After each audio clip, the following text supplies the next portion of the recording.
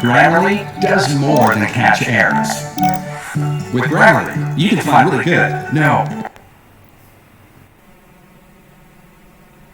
perfect words that make your writing sharp, or explicit, or excellent, or distinctive. As a matter of fact, for what it's worth, Grammarly can, yeah, that's long.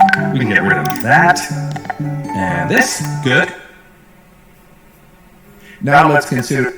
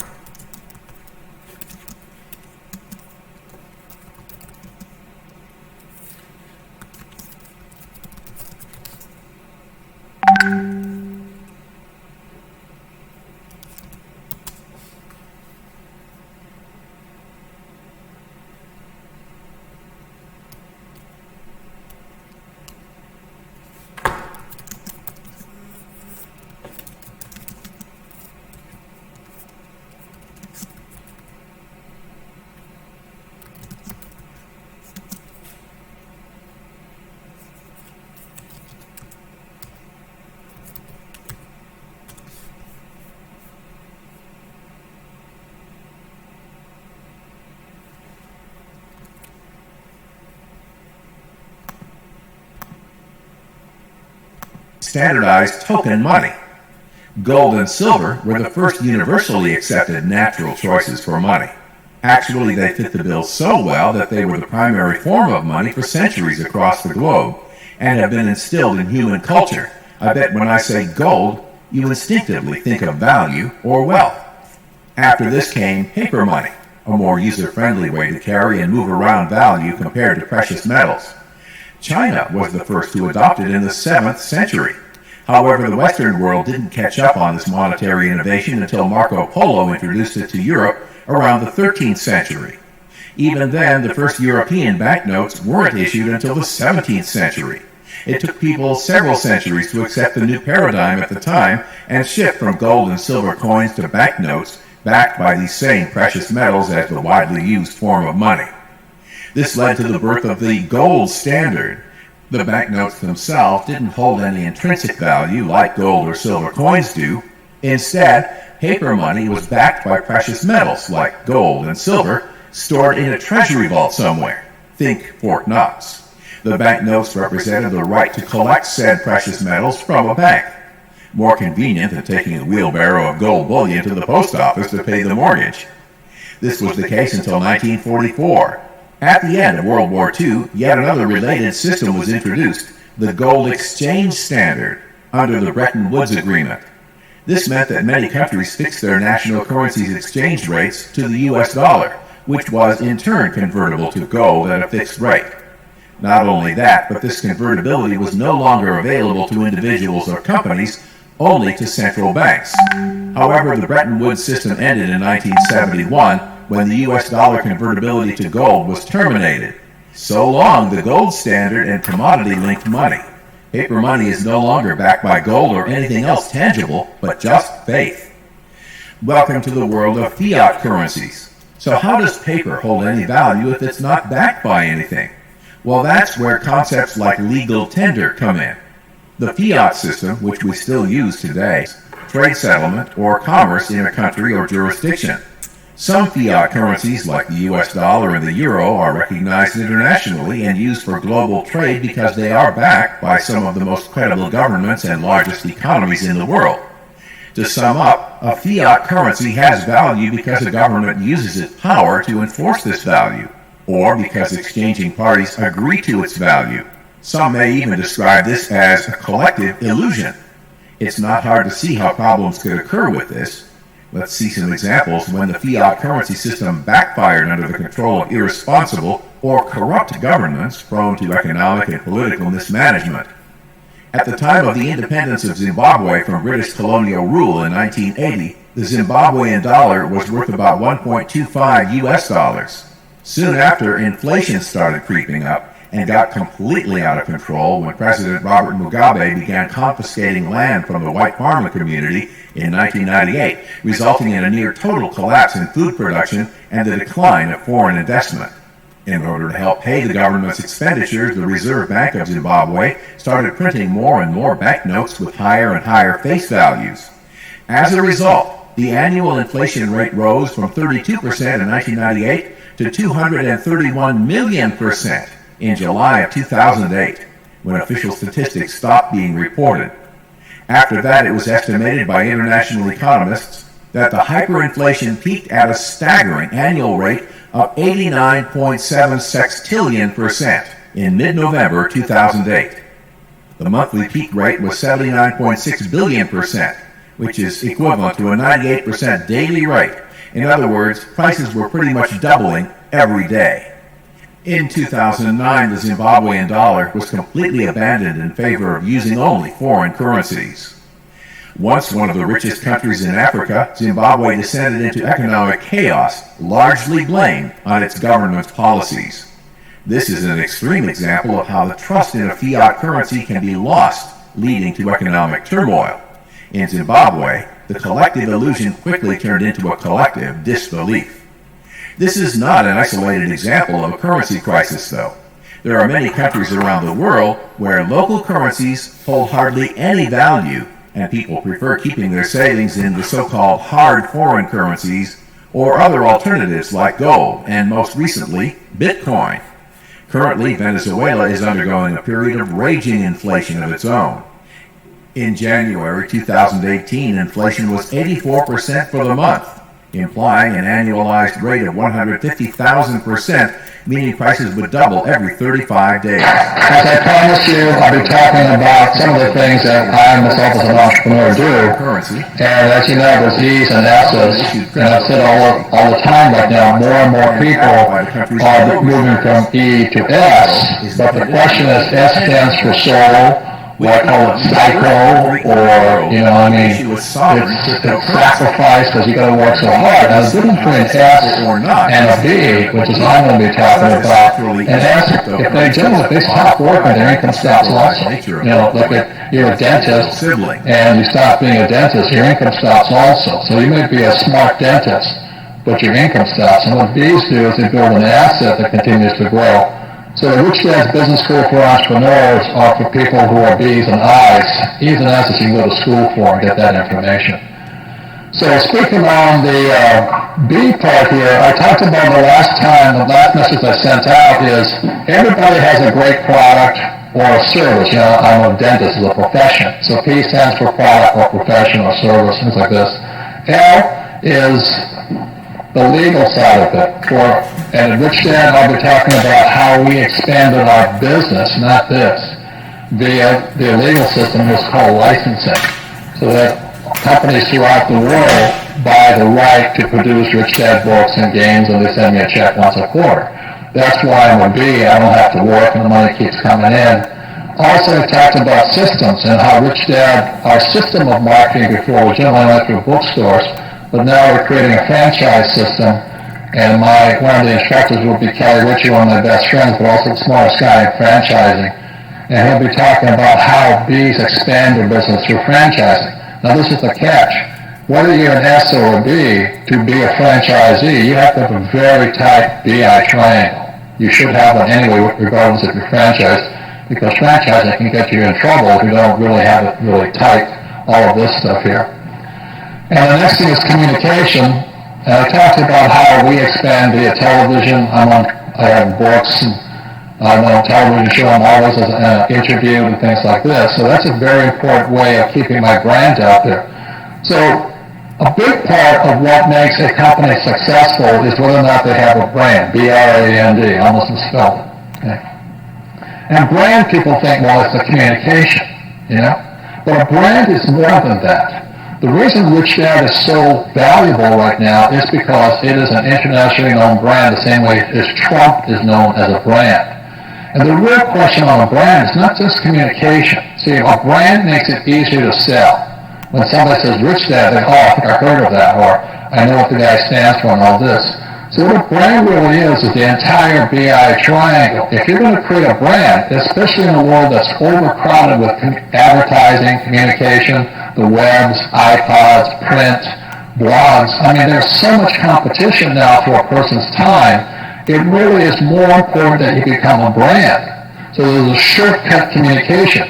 Like if I see the word Ferrari, you know, you get a picture of something in your mind. It's a whole body effect.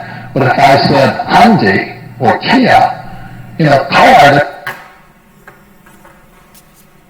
Amen. Bra corporate office, how? Besides, bra corporate office, how? Okay, bye.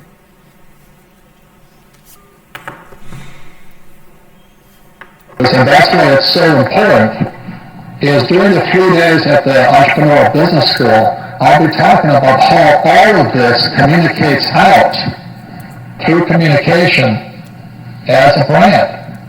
And the question is, what does the brand stand for? What does it mean? It's a shortcut communication. Like if I say the word Apple, you know, some people think of computers and some people think of red apple.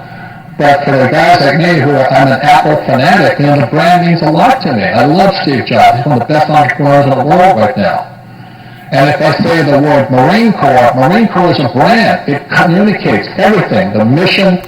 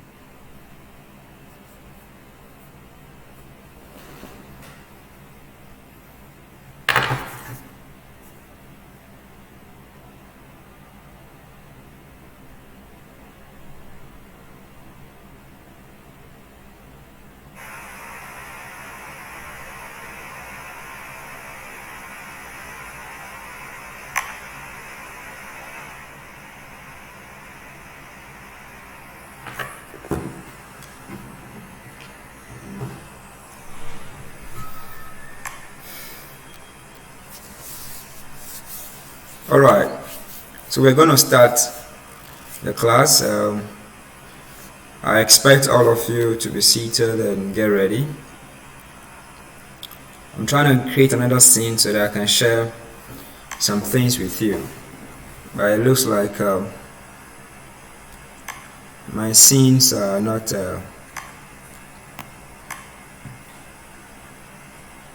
scene collection new images.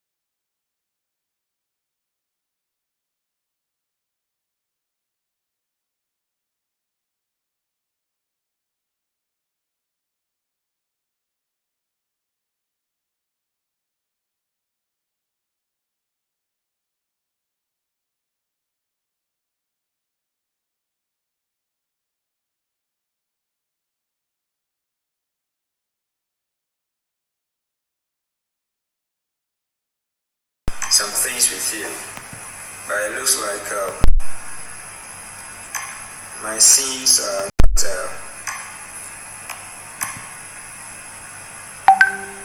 scene collection new images.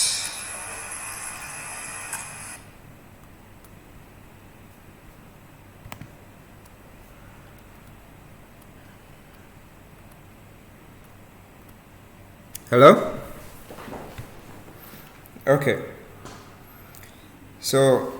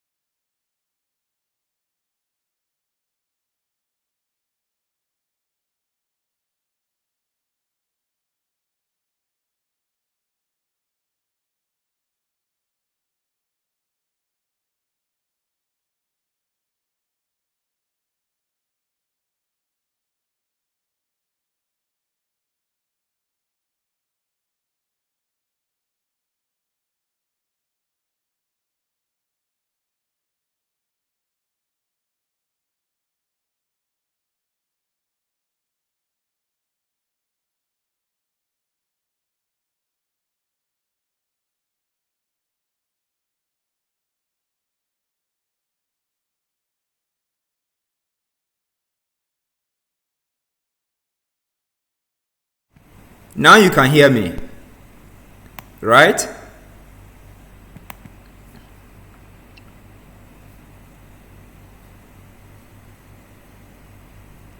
Now you can hear me.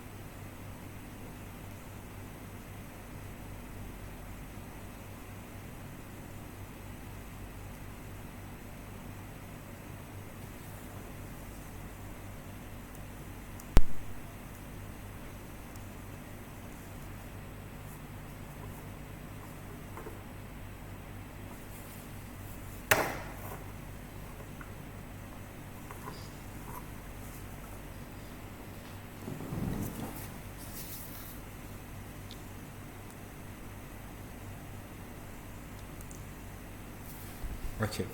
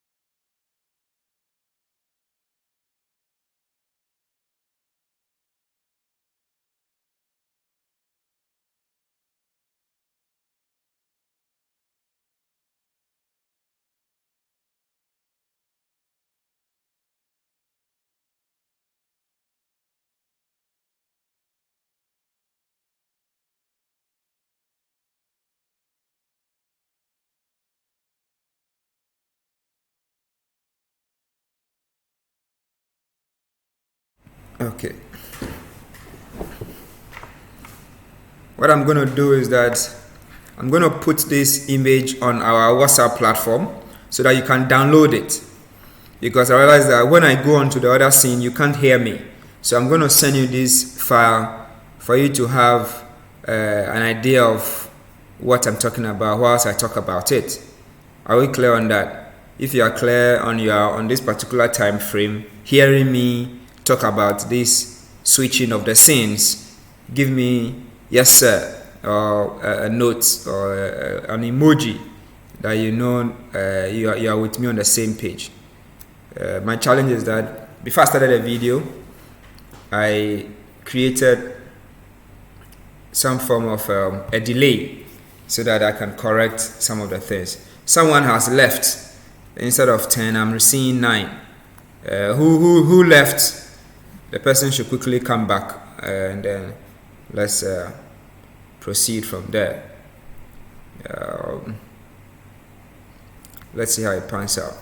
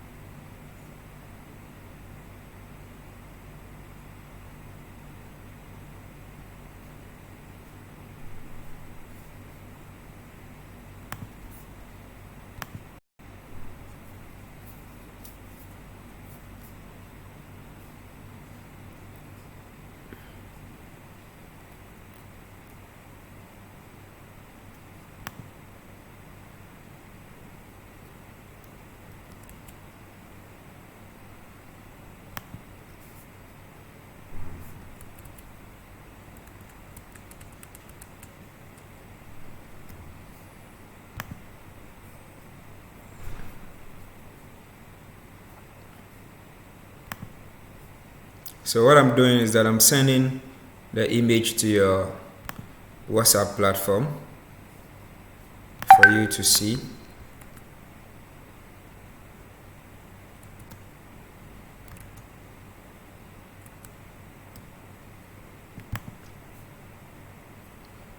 Alright, so you can all download it now whilst I talk about it. Is that cool with you? Okay, you can all download it. Alright, so officially this is the beginning of the lesson. Because it is a one-way, I will not talk much on the, I will not ask you any question, but I've also opened our chat stream right here on my screen. So any question you ask, I can easily respond to it and then help you address it. It may not be in real time, but I can bet you I'll always come back to address it for you. So I'll entreat you all to come and let's begin. So what I want to do now is that open the image on your phones or your computer or on a different place. I'm going to speak to it, and when you have a question, like I said earlier, just do well to ask that question. All right? Okay, that said, it's unfortunate, but there are certain things that have been hidden from you as students. The challenge is that we've been shortchanged, and our shortchange is as a result of the history of money and where money really came from. You need to understand that there are structures and systems that makes the world go round or make the world work. Today what I'm going to teach you is to really show you why we as Africans or Ghanaians in particular have not been able to create the billionaires of the world. It's because of lack of financial education. And as entrepreneurs, it's very important and imperative that we really get to understand what is our role in creating wealth. And I'm sorry to burst your bubble if in your growing up you've been told to go to school, get a good grade, after that you get a good job, get a good pay, marry, buy yourself a car, buy one for your wife, build a house or rent a house, and then live happily ever after. I'm sorry, that is an illusion. That won't work. In today's lesson, I'm going to teach you how you can move from the active income to the what? The passive income. And I'm going to give you some examples of how it really works. Now, what I need you to understand is that as an entrepreneur, you need to have a whole overhaul of mindset. If your mindset is not really created well or tuned in well, you may think you are doing well, but then again, because of ignorance, you will wallow in your poverty, even though there is big room and more room for improvement. Now, in the beginning of commerce or business, we didn't have anything like money. Money was in the form of a barter. I have salt, you have fish, we swap. I give you the salt, you give me your fish. We go our ways, we use it to our benefit. Okay? Now it has evolved, and later on I'll share some videos with you to really give you in depth of the history and where money itself has evolved from in the scheme of things. But what I want you to really take from this afternoon's class is that the whole concept of money really has been hidden from us as a people. So we believe we have money, we use money and all that, but in truth we really have no idea. We are just a part of the big scheme. We are like water and fish. We don't see the water, but we are in it. And what I want you to understand is that you have to know where you are as an entrepreneur. Now, The reason why I say that the misconception of go to school, get money, get good grades, marry, buy a house, and live happily ever after is a misconception is a lie. Is that it is a way that bigger corporations have invested their brains and time to position you in that context, because they need your knowledge to feed their industries, to feed their businesses, to feed their investments. So for instance, MBA students themselves, I'm sorry to say, are all some form of puppets. Okay, you go to school, you get MBA, and you go and work for these big corporations with your MBA. You are still an employee. All right. Now, when you look at the image I've sent to you, you see 4 quadrants. Okay, 4 angles. The top left is what they call the employed or the employee. You are the kind of people that you get up in the morning from 8 to 5 to go to work. You go and contribute your time and resources to get a salary or get paid or get a wage. All right. So if you don't work, you don't get money unless you are a criminal. But the people in this quadrant are supposed to always use their time and resources to work for somebody. Okay, and most of the times they end up being the people who are very well educated in terms of academic education, or they are very knowledgeable in a particular field. Okay, now apart from that, we have what we call the self-employed. And the self-employed are the people that have a skill, like doctors. Okay, they work for themselves. They take holidays. Lecturers are also in the self-employed bit, because for me, I'm also a self-employed person. I have my own skill, like a lecturer. So I come and teach you, and then that keeps me going. Okay, I can enjoy holidays because I have a skill that is making me unique, like a doctor. Okay, a doctor will go and see his patients, and he gets paid. He has schooled himself in the medical field. Apart from that, this group is okay, but it could be more. And I'll give you an example of such people. Everybody in Makola is one way or the other self-employed, because they own their own businesses, and whatever they do in a day is what they take home as their income. All right. So the sad part is that the minute they stop working, they go broke, or they don't get money again. Okay. My mom works in the market. The days she doesn't go, she doesn't make money, so we don't have money in the house. Okay, your father is self-employed. Maybe he drives his own Uber, or he has a fleet of cars. The day the cars break down or the drivers don't go to work, he ceases to make money. So that is the people in the left bottom quadrant. But you see, most of the people in this quadrant are in the people that have been trained to stick in that particular quadrant. They don't have the full picture yet. Okay, they don't have the full picture. And my idea for you is that you have to grow beyond this particular quadrant. Okay, and I give you an example.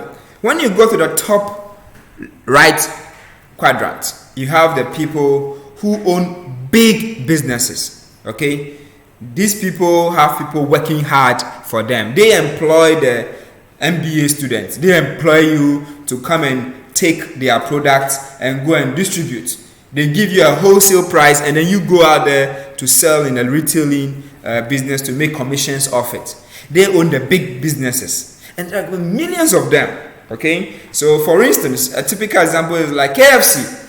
KFC, the man has done his business long ago, but he's been able to franchise it to the extent that you buy the franchise, take it to a particular region, and then you own it. But every day you report back to him with dividends and some money for him. His job is done. He's giving you the franchise. There are things that you need to really come to terms with, that it is not your original idea, and he is the big business owner. So many of you are working for this particular people in the B quadrant. Okay. Now, these people, whether they sleep or they are awake, the money is coming. You don't really need to be there all the time. They are just supposed to show up and then collect their money. They don't do much, okay? And a typical example is Bill Gates. The dude, as a matter of fact, just spent some time developing the operating system Microsoft or DOS, which evolved into Windows, and now he's the richest dude. He's the richest man because he has a big business. And guess what? He didn't finish school. Can speak of Steve Jobs, same. Larry Ellison, same. Okay? And all these guys are being able to create businesses that employ people who are over 500 employees. So any big business is any company by definition that employs more than 500 people as their workers. So I would like to bring you into the picture now as an entrepreneur. Your target should not be in the area of you being a self-employed person, but look at the area whereby you're going to employ more people to do the same thing over and over again for you to turn the value. So for instance, I have a fashion studio, SAPs around fashion, okay? I have people working for me. But the point is that I'm not a big business. I'll become a big business if I have a whole factory employing over 500 people producing the same shirt that I'm wearing, 1,000 copies or 1,000,000 pieces in a month. Then I distribute to the rest of the world. I have retailers, I have employees who take it at distributors, I have people who take it to the retail shops and then stock it. Okay, now I am in a small self-employed business angle, but for me to go into the big business, I have to remodel my business so that it can be duplicated to a large extent of how it has to be. Now, that said, it's very important for us to appreciate that there is a clear distinction between self-employed and the big businesses. Now, I expect that at the end of this lesson, you should take a very critical look at your case.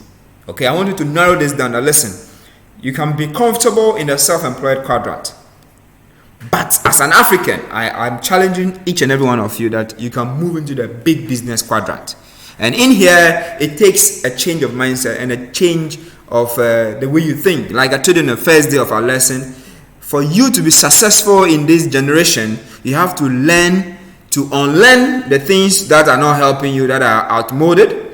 You have to learn to relearn new things that you didn't know or you had no idea about, and relearn some of the things that are relevant, okay, that you may have forgotten. You were told to respect your elders, maybe you have forgotten, but it's a principle you have to adhere to. You were told to talk less and listen more. It's a principle that will help you as an entrepreneur. You are told to always put your best foot forward. It's a principle you have to relearn, to always put your best foot forward. Don't do things in mediocre. If you do things in mediocre, it will not end you well, and you are better off not doing at all. Like they say, is that you drink and get drunk, or don't even taste at all. Guys, there is a way forward, and I'm really going to take this opportunity to encourage you all that whatever you're doing as a group, it must be well done. Don't do it shabbily, okay? For instance, when you are going to do your presentation, I don't expect you to come looking scruffy. If you can put on a 3-piece suit for the presentation, please nail it. Don't let that stop you in any way. And I expect that as time goes on, you will come to terms with these things I'm introducing you to. Now, you also have to learn new things like what I'm teaching you now. Okay, we've been taught in a very bad way. I mean, you are taught from month day 1 to the 13th week or the third month, and then they give you 2 hours to account back what they've taught you. It's not a fair way of testing somebody. And if you ask me, it could be better. My view in this business quadrant, big business quadrant, is that we have to move from that part. And I'm glad to share with you that in order for us to do that as Africans and Ghanaians, we have to stop focusing on very horizontal things. Okay? Very horizontal things that don't bring value. Like, for instance, the gender issues. Those are things that are whether you do it or they are there. You can't help it. Okay, issues of people's views on things, religion. These things are all things that don't make us grow as a people. Okay, we must learn to think and grow our businesses vertically. Okay, and the more you go vertical, the more astute you become. And as black people, our most common thing is black people. Okay, forget about the languages. It's very, very horizontal. Once we have a common language of communication in English, I have it, Stifler here. Stifler is non-Ghanaian. He doesn't speak any of our local dialect. But through English, I'm able to communicate with him and he can communicate with me back. Alright? So we don't have to waste time on I am a Ga, I am an Asante, I am a Chi, I am an Ewe, I am an Igbo, I am an Yoruba. These things does not help the black race. From Timbuktu to South Africa to Mali to Egypt to Sudan, one thing we have in common is our skin color. And I expect that should be our selling point.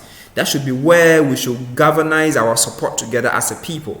Now, in order for us to really, really come to terms into moving from the left quadrant to the top quadrant or the right quadrant, it takes a change of mindset. Okay, these guys have been able to make us feel inferior, not because it was ordained by God, but because we have refused as a people to accept ourselves, and we've been brainwashed that anything black is inferior. We've been brainwashed that anything that comes from us is not the best. We've been brainwashed that anything that is made by our own people is not the best. Hence, it takes us back as a people. And I expect that going forward, you would have a change of mind as my student. I know this is a very big campaign I'm trying to push, but I believe strongly that it takes one person to make a change. And change can come through you as my student. And I expect that whenever you have the opportunity to do something good, do it well and put your best foot forward. Now, if you look at the most bottom right quadrant of this particular income or money making venture, they are investors. The people that have money working hard for them. Okay, so for them, they don't really get involved in the nitty-gritties. They do entertainment 24/7, but the money keeps flowing. Okay, and it's about time as Africans we move into that quadrant. And by moving to that quadrant means that we have to learn to believe in ourselves and trade with ourselves. Okay, for instance, I don't wear jackets, I don't wear suits, I don't wear foreign things as much as I would have loved to. As a matter of fact, my role as a protocol director requires that, or as a lecturer requires that I always look sharp and I wear jackets and look very sophisticated. But trust me, I have been able to emancipate myself that, listen, I will not invest in a foreigner's country whilst my country perishes. So I wear what I make, or I wear what is made in Ghana. Okay, as far as it's made in Ghana, I'll go for it even if the price is twice that of the foreign one. It is a deliberate attempt. Okay, and I expect that going forward as my students will be able to really address this and address it very well. Okay, so I would like to take advantage of this. I know this thing started an hour ago, and we've been able to do quite a lot. So these are the two quadrants, and we have to learn to move from the left quadrant to the right quadrant. It will not be an easy task. I'm not saying it will be, but then I believe strongly that by the time we are done with this semester, at least we will be able to appreciate some of these things that I'm talking about as a people. And I expect you to always have the big picture in mind as a student. Try very hard to make sure that whenever you have an opportunity to do something big, don't think as a self-employed. Okay, and for instance, if you can have 200 people doing the same thing for you, okay, why not make it 500? So that you move from the self-employed quadrant to the what? The big business quadrant. Okay, I'm going to challenge you all to put up your best foot. And I expect that going forward, you apply this model to your respective group projects you are going to do. Now, the reason is that the model, if you're doing it by the four of you, changes.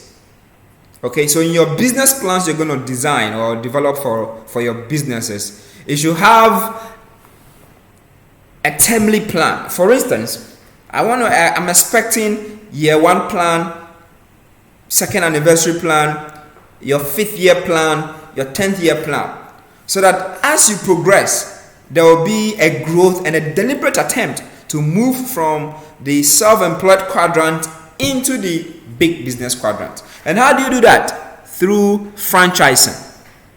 You can do the work by yourself. In the next lesson, I'm going to teach you about the BI triangle. Okay, and I'm believing that when I come to class next Monday, we'll treat that on one-on-one, in person with you. The BI triangle is going to help you understand how you can position your group, how you can position yourselves, so that your business plan will be tight, airtight in all angles. Some of the skills you may have to outsource. Others you can learn on the job or learn on your own and then help the group with it. Okay, so I'm gonna plead with you all to take this seriously. I'm gonna stand by for some questions if you have any, so that I can delve deeper into this. But in the next 60 seconds, I expect you to look at the BI quadrant and look at it very well. I'm going to hold on a bit whilst I wait for your questions. So this lesson is going to explain to you the passive income and the active income quadrant by Robert Kiyosaki. And there are a lot of videos online I would like you to look at. You can search his name, the passive and active income, through Robert Kiyosaki, and you see the way it works. All right? Okay. So I'm standing by for your questions.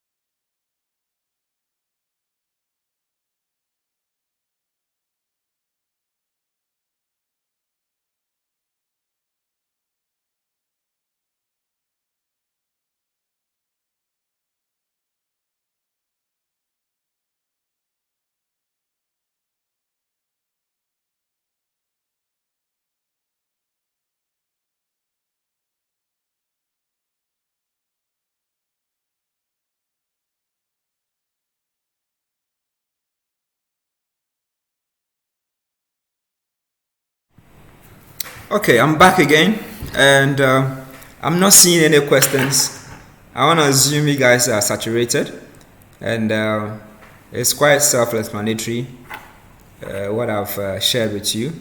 So let me know if you have any questions. I'm ready to respond to them. Other than that, we can hop on a WhatsApp chat. I want to hear from you on your respective projects. Let's talk about class assignments and other stuffs. If there is you have anything for me on that regard, okay? And I hope you've all gotten the book I recommended to you, okay? I saw the my dear. Have you got this book, all of you?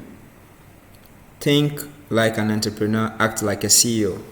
I expect all of you to have this book by now.